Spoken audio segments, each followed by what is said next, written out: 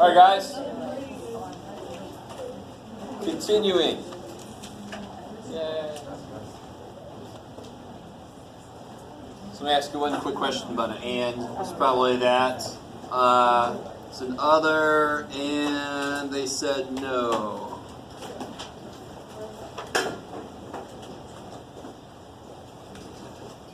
Making all these numbers bigger than 1, that's troubling. 2 is not good. 2 is the number that match what I'm looking for, divided by 2 out of what? Yes, 2 out of 113. Or whatever the hell that is. Nobody's going to help me. 0.0177. Everybody okay with that? You guys good?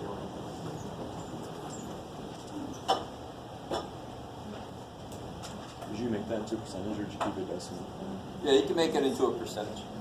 I'll say this, this is what I said earlier this semester. This is one where we got to go 4 places on decimals. And then you can make this, what would this be as a percentage? I like it. I like it a lot. Okay. So if I randomly chose somebody, would it be unusual to get somebody who's identifies as other and said no? It would be very unusual. Yes. It's less than 5% chance. That's like this. Right now, that's their standard for unusual. If there's a 6% chance, we say it's technically not unusual. Right? It's not unusual. So here's a more interesting question. Every single denominator we've had so far has been 113, right? What's the only way the bottom can change? Not just reducing. Don't give me that shit. I mean, starts off different. What do you have to know? Like if I pick somebody from this group, it's always going to be out of 113. But what if I gave you more information? So what if I said, what's the probability that, holy crap, what's the probability that they're a man given they said no? All right, can you read that correctly? The probability that they're a man given that they said no. So what is it that I know about the person I picked? They said no. That's what I know, right? The question is, what's the probability they're a dude? So right there, I don't know if they're a dude or not. Given that they said no. Oh, good. I know they said no. So how many people am I talking about? 62 people. All these other people you're throwing away. Just gotta set those points. Get out of here. So out of 62, how many match what I'm looking for? 8. Do you guys see that? What is it I'm looking for? I'm looking for a dude. And I've got 62 people that I'm working with because I know they said no. So none of these other people show up. So it's still the same idea. Still the number of match what you're looking for divided by the total number it could be. But now the total number it could be is just 62. And then whatever the hell that is. I'd say that's 13.1318. I don't know. 1290. What is it? 1290. 1290? Why did I go the wrong way? Oh, I guess I went too far that way. Okay. I know enough to get to be close. Will it always say given? They could say out of the people that said no. So you will see problems in the book that are like out of the people that said no. Oh, so I'm talking about those people. So it's given those that they said no. So they might have something that means given. You know, they're not trying to be tricky. That's just the way we talk about it in real life. So what's the probability that they said no given their dude?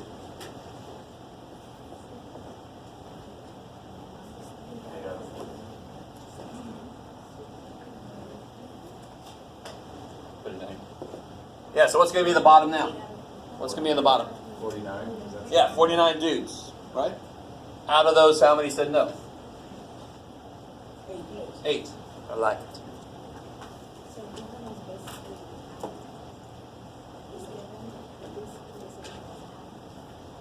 Given's not, now I like what you're saying. The top of these, why are the top both 8s? Because the only way that you could do this is if that you're a man that said no. Right? We know the person that said no was probably their man, so the only way they can get in is if they're a man who, and they said no. So you're kind of getting ahead of me, which I love. We got to develop what this formula is going to be. Right? So here's a visual. I don't know if you guys have ever seen this before. How do I want to do this? I don't know. Sure. Man, no. So if I said, so look at part F. Given that they said no. So I know that something in here happened. This is the circle of all the people that said no. What's the only way that they could also be a dude? And what is this middle? Man and no. Man and no. There you go. So the formula for A given B is the bottom becomes B.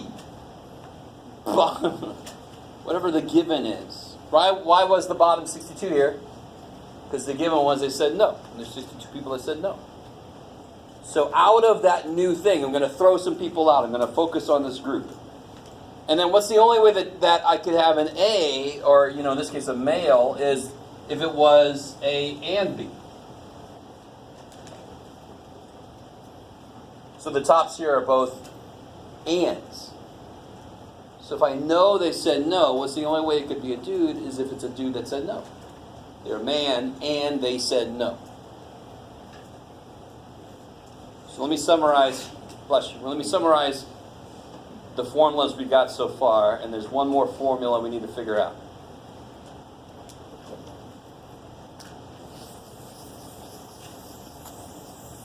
So we got or. Bless you.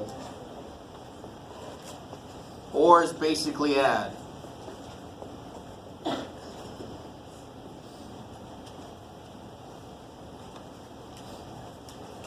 You always use that formula? No. There might be, if you can count, you probably have a quicker way you could do it. There's probably a shortcut way to do it. But there's the formula. Here's the one for given. And let me give you the symbol. There's a symbol for given. Not a forgiven symbol, but it's a symbol for the word given. It's just a line. So this means A given B. This does not mean A divided by B. That is a straight up and down line. Math people, we don't like to write that much. Some of us can't really do it well, so we like symbols. This would be probably of A and B divided by probability of B. So what's probability of M given W? Probability of M and B over W. Careful. And W divided by the probability of W. I like it. All right. Don't get too hung up on these letters. They just represent events. Whatever the event is here, goes down here. Why does that make sense? Because I know that's true. So it's going to be out of those. So, the only formula we don't have yet is a formula for and. And is kind of a weird formula. If I have the stuff to count, I don't want to use the formula for and. How hard was it to do the and? You just looked, oh, there's 8. Right? So why would we need a formula if I give you a chart or give you a bag of chips? We don't need a formula for and.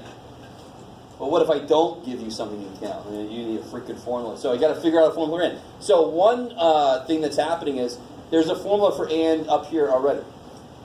We just haven't solved for it yet. But before I further point that out, there are 2 examples I want to give you about why and is the way it is. Maybe 3. 2 of them are a little more serious, and the last one is just stupid. Right? So just deal with me. Let's do the first 2 first. The serious 2 first. When I was a small child, I lived in Florida, and they would take us out. We could watch the space shuttle go. In 1986, the shuttle, of course, blew up, and that's for some reason we didn't go out to watch it launch. We could go outside the school door and just look over and see it go. And I remember I was sitting in English class. I was in the first row halfway down. I'll never forget where the hell I was when I heard that it had blown up. Because I was a big, obviously I still am, big geek. And I was all about the space shuttle. So when I heard it blew up, it was like, I'm sure it was like for people that heard JFK died, or like 2000, 9/11, when 9/11 happened. Of course I remember that too. But what the hell happened with the show? Why did it blow up that first time? I hate that I have to say that now. The first time it blew up, right? You guys do know it blew up another time. Anybody know what happened to it? Too cold. There were these things in the fuel lines called O-rings that were basically valves. It was supposed to let the fuel only go one direction. No one direction, stop. So on that day it was too cold, so they didn't operate properly, right? So let's say under normal conditions, why would you want several valves in a row? In case one fails. The same reason you might have a door with several locks if you live in certain neighborhoods, right? Because you want, you get in my house, you got to work for it. You can pick this kind of lock, but what about this kind of lock, right? Or if it's the day of the final, do any of you ever set more than one alarm? Well, you got to get a plane, what day of the final or whatever. You do your phone, you do your little clock, you do whatever. You have somebody, can you call me? Thanks, man. Why do you do that? Contingency plans, right? Now, let's say the probability that an O-ring fails is like 1%. So what's the only way that there's going to be trouble? Let's say there's 2 O-rings in this fuel line. The only way that something's going to happen bad is if both fail. If one fails, the other one's still doing its job. It's not going to let gas flow the wrong way, or the fuel. So this also has a 1% chance because it's its own O-ring, right? Manufactured the same way. How you doing? So if and was the same way as or, I would add them. Why would that make no freaking sense? If I add them, I get 2% chance of it failing. Higher than either one alone. So then why would I put several? The more locks I put on my door, the better the chance is they're going to get in. That doesn't make any sense. So it can't be based on addition. And here's the weird thing. I'm sure some of you guys have realized this. Normally when you multiply 2 numbers, they get bigger. There's a situation where you multiply, they get smaller when there's a number between 0 and 1. What's 0.5 times 0.5? 0.25, right? Got smaller, didn't it? So in this case, I want to multiply those. So I got 1 out of 100 times 1 out of 100 is 1 out of 1 followed by 4 zeros. So 1 out of 10,000. So if I put another O-ring, I can add a couple more zeros on the bottom, make it even less likely that the thing goes to shit. Now their problem was these probabilities changed. They went up because of how cold it was. They basically shot way the shit up. And nobody, I don't know how nobody just was like, we shouldn't really do this. We were just so arrogant. We're like, look at us, we've been doing this, no problem, set it up. We were too arrogant.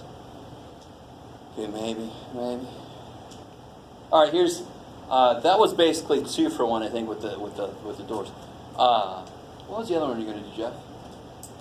I forget. All right. So that's one thing. Here's the other. Here's the stupid one. All right.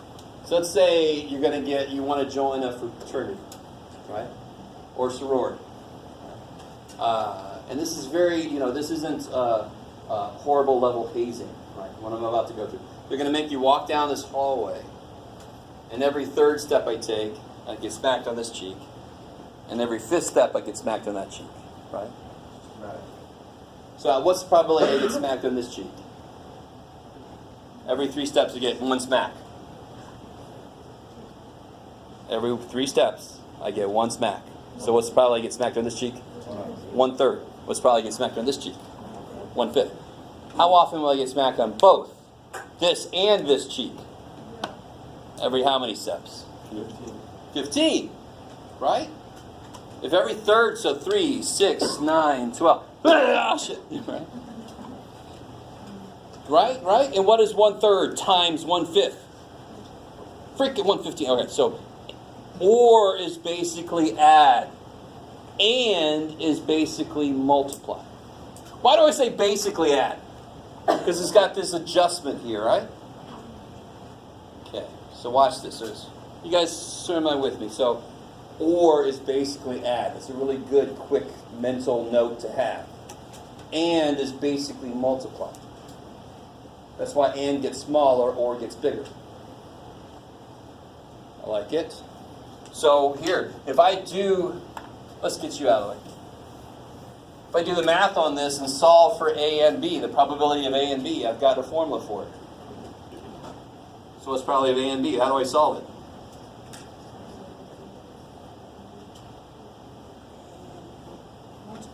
Yeah. Or it could be, let's see if you guys realize this. Here's a little bit better way to write it. Because the probability of B given A would be this divided by probability of A. So it's a little more direct. I like this other way to write it. Either way is mathematically right. So let's see what the shit this got to do with anything. Anybody not good at all with cards? Like if I asked you for cards, how many suits are there? How many little pictures are on the cards? Does anybody not know there's 4 of them? What are they? Yeah. No balloons or clovers. It's not Lucky Charm. But so for cards, real quick, in case you're just being quiet, there's 4 suits, 52 cards. There's 13 hearts, 13 diamonds, 13 clubs, 13 spades. These are black cards. These are red cards. Okay. And the numbers, we'll say it's, so it goes ace through king, if we count ace as low, right? So it's like 1, 2, 3, 4. And then you get to 10, and the next one is jack, queen, king. I like it. Okay, so you don't have to be proficient with cards. I normally don't give a card problem because there's almost always a couple of people that really don't know cards, believe it or not. So, now watch this. If I were to pick one card, just one, and then I'm going to start picking 2. Let's say I pick one card, just to remember how this stuff works. What's probably I get a king?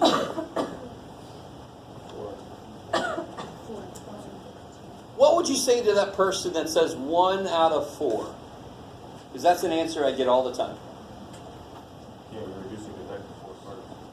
They're not reducing. They're not simplifying. That's just their answers, 1 out of 4. What are they thinking? There's 4 kings, and I want one of them. So 1 out of 4 chance. It doesn't make any damn sense, right? There's not just 4 cards. There's 52 cards. So go back to the basic idea of probability. The total number of things that could happen is 52. Out of those, there are, like you said, 4 kings. Now, who knows what that reduces to? Yeah. And what does that relate to? The fact that every suit has 1 king. So probability is very closely related to average. If I picked a bunch of cards and put them back in, on average, I should get a king for every 13 cards I pick out. How you guys doing?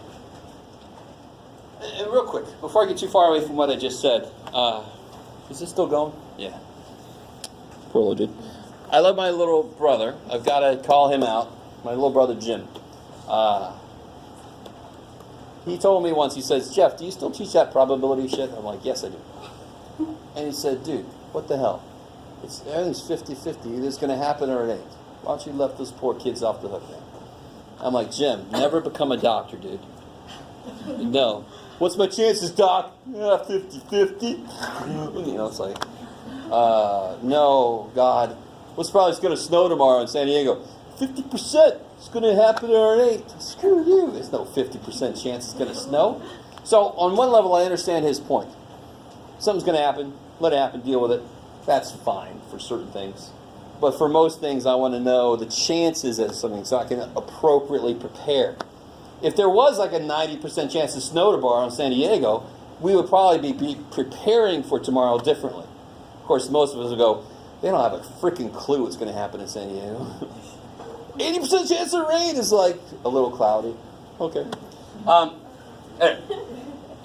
So that's one thing, is probabilities aren't just after the fact. They are, of course, all about before the fact. Right?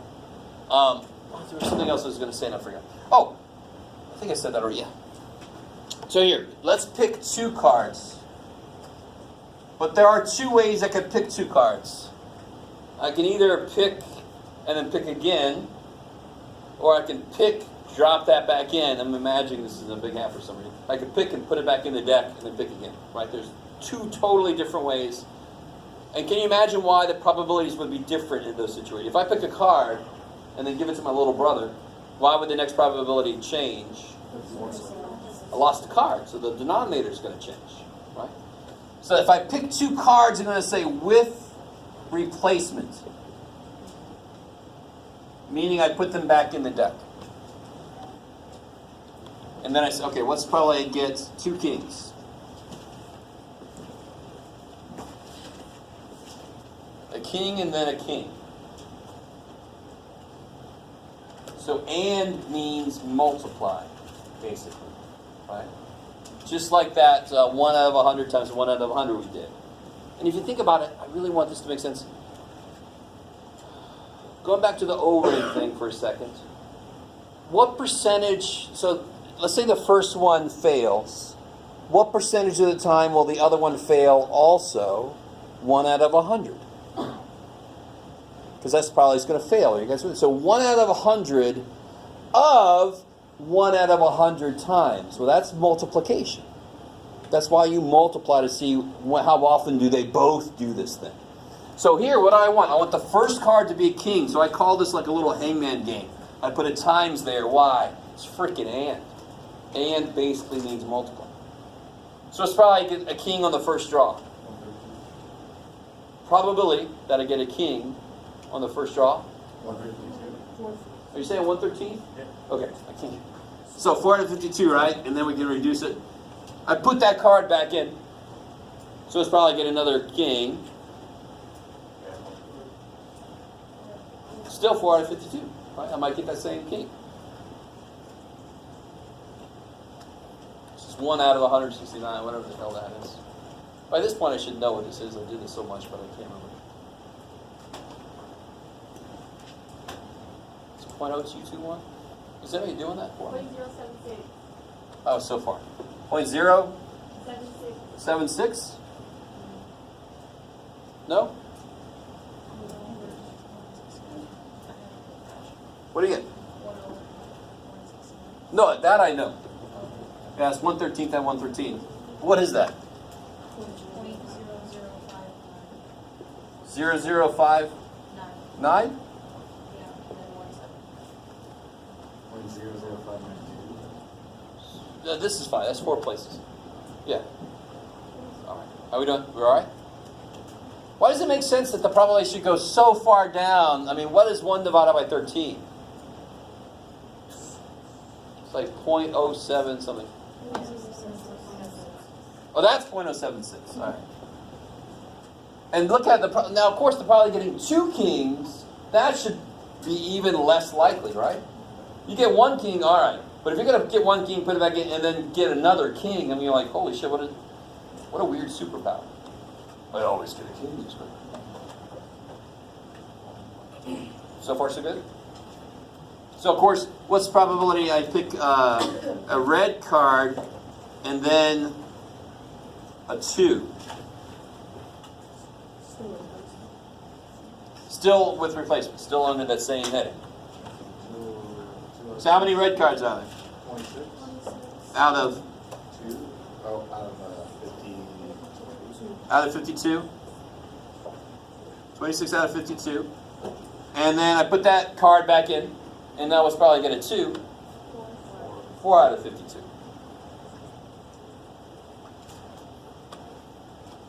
So that's going to be 0.152, roughly. I think. Check. Check yourself, Jim. check this out. Nobody? Who is it? 0.0384. Oh, I went the wrong way. I doubled it in. 0384? Okay. All right, so just under 4% of the time that would happen. Okay. By the way, this is the real basics of probability, so we have to build up till we get to the really interesting stuff. So what if I pick 2 cards without replacement?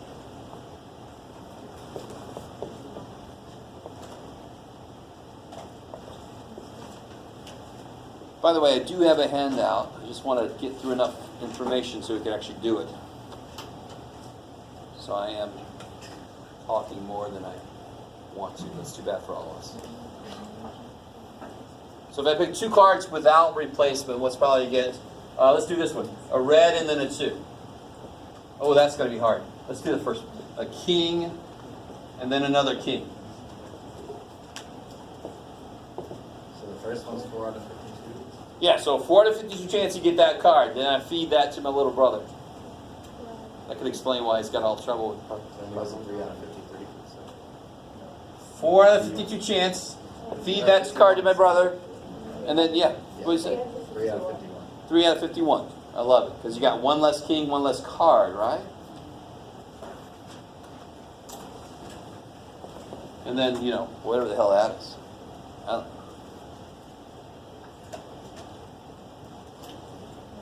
I really don't. 0045. Okay, and you can make that a percentage if you like, right? I've heard humans enjoy that. So what about, all right, so what about this? By the way, in case, I'm going to avoid this. Well, I mean, we could think about it, but you see how it gets a little bit freaky? Because if you get a red card, is it necessarily a 2? But it could be a 2. Oh, we don't want to go there, right? So you could very easily kind of stray into a second level probability problem if you're not careful. So I got to be careful. So let me do this one. Let's probably get an ace and then an 8.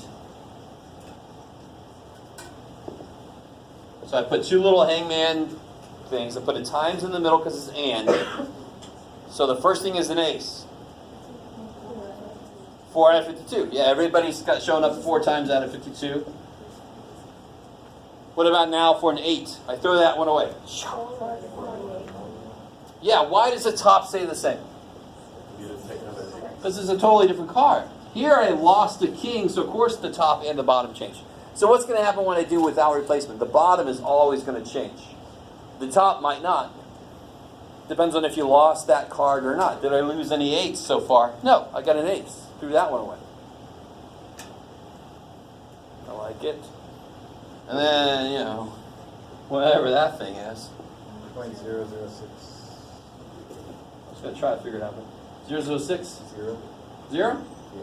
Neato. Yeah, I like it. Mikey.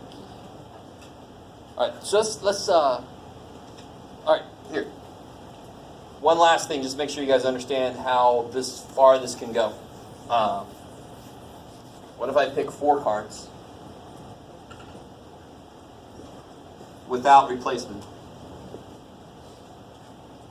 Let's probably get a 2 and a 7 and an ace and a jack.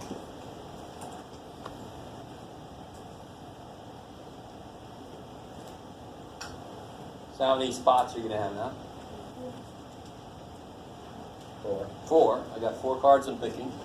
First card, second card, third card, fourth card. And it's all separated by times. Why? Because it's 2 and 7. And can be hidden sometimes. It's such an evil thing.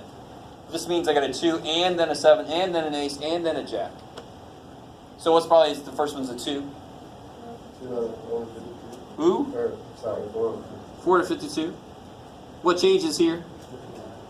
At the bottom. Yeah, so it'll be 4 out of 51. So I got all 4 7s, but I only have 51 cards. 4 over 4 out of 50. 4 over 49. 4 of 49. If I would have put a 7 here, then this would have been a 3 on top, right? Because I already picked a 7. You guys see? So it doesn't matter how many I pick, the same idea just keeps happening. And then, you know, whatever the hell that is. I don't freaking know.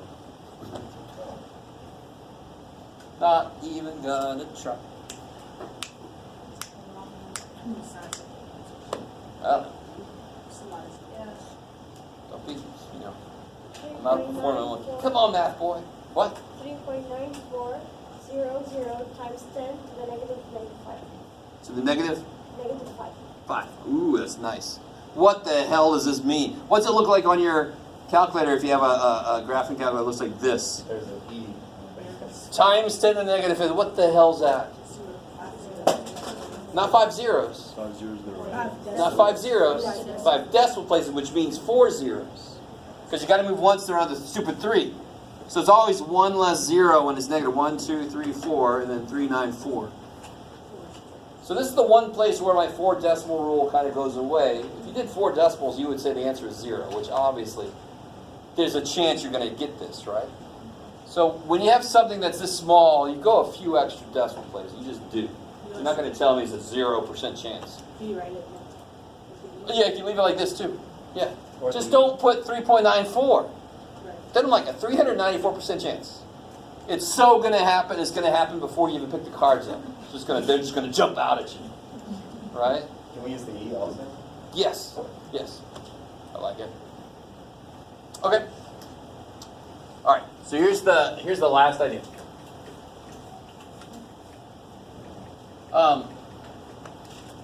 Do you see how? What is 4 divided by 52 by itself? I can't remember now. What is that? 0.076? 0.077. Whatever. And what's 4 out of 51? I love it. Basically, you're like, dude, sometimes you want to be so precise. 0.078. 0.078, right? Okay. I like it. Something like that. Did this change by very much? No, but still a decent amount. It is the first decimal place of a percentage, if I wrote it like a percentage. You kind of with me? And in some applications, that could be huge. Now, what about this? What if I had 4 out of 500 versus 4 out of 499? What's 4 out of 500? 0.008. 008, and that's it. That makes sense. And then what's 4 out of 499? 0.00801. Yeah. 6. Blah, blah, blah, whatever. Would you say those are very different? I don't think many people would say those are very different. Unless you're doing some weird-ass science on some gravitational waves. No. For most of us, we're not doing that kind of thing. All right, so here's my point. You're like, this guy could point to this shit. Here's my point. When you have a large population,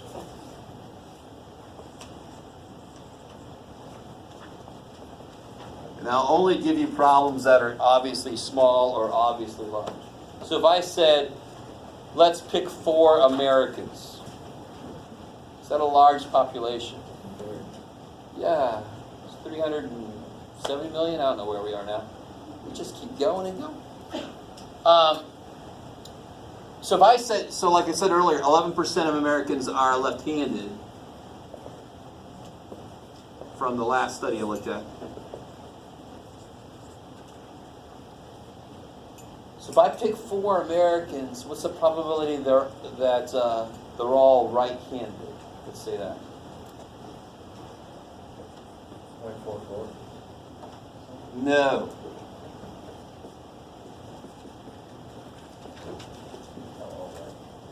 So what's that mean? What's another way to say they're all right-handed? The first one is right-handed? And the second. And? Second one's right-handed. You don't add. Right? What if I picked 10? Would there be a 110% chance that they're all right? No, of course not. So it's not an additive. It's multiplicative. Because isn't it going to be harder for them all to be right-handed? It'd be more likely that some of them will be left-handed, right? So how many spots am I going to make? Yeah. Now please, dear God, here's the point I made about the large population. 11% of 370 million is whatever the shit. I don't need to make that stupid fraction, because if I take one person away from America, are the percentages going to change that much?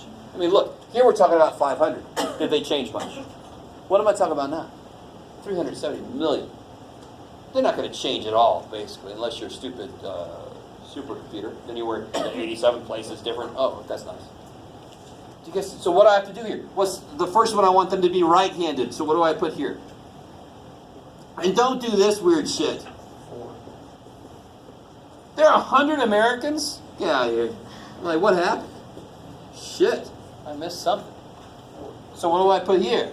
No. What's the probability the first one's right-handed? No. What's the probability the first one's left-handed? What's the probability the first one's left-handed? 11%. So it's probably they're right-handed instead? Or let me say this. They're all not left-handed. Just in case someone's like, could be ambidextrous. Not yet.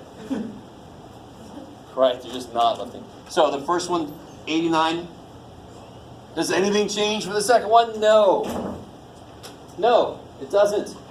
Because of this. If I have a very large population, I don't have to worry about making the fractions and changing the numbers like we did with 52 cards. That's not very large. Then I do have to do 4 out of 52 or 3 out of 51. I do have to do that. Here, I got 370 million. Just put 0.89. I'm going to put that 4 times. Some of you guys might realize it's just 0.89 to the 4th power. Right? So that's the beauty of a large population, a large group I'm working with. I don't have to be so precise. So what is 0.89 to the 4th power? 7, 6, let's say 0.607. Oh, that's pretty good for me. Let's see. 627? 4. All right.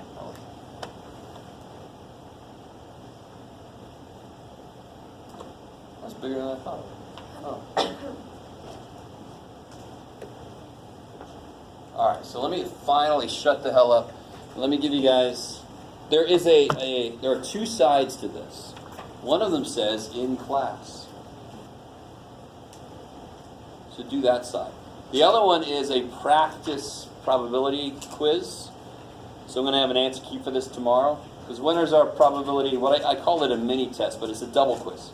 When is that happening? Yeah, a couple days from today. So tomorrow I'll have an answer key for this. This is you can do on your own. This one I want you to work on right now. Beside it says in class. It's going to count twice as the normal quiz. And it's about twice as long. Yeah, I used to call it mini test. I forgot I called it down on this.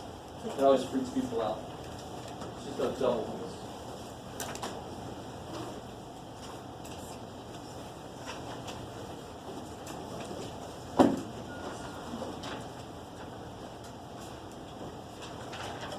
I'm sorry. I'm with the tutoring center upstairs in the tech hall. Just wanted to let everybody know that math tutoring is available upstairs during the mini semester. We're there from 12 to 4 in the afternoons.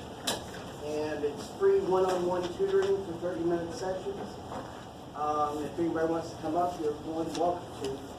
Sweet. Okay. All right. Yeah, we did a little field trip. I showed them where it was. So, Oh, okay, great. hopefully, if they need to, they'll be up there. What's your Yes. name? Are you a tutor? Yes, I'm one of the tutors. My name's Rob. Okay, cool. All right? Thanks, Good Rob. luck, everybody. It's so neat, man. So just have people popping by. Go on the side, fellas.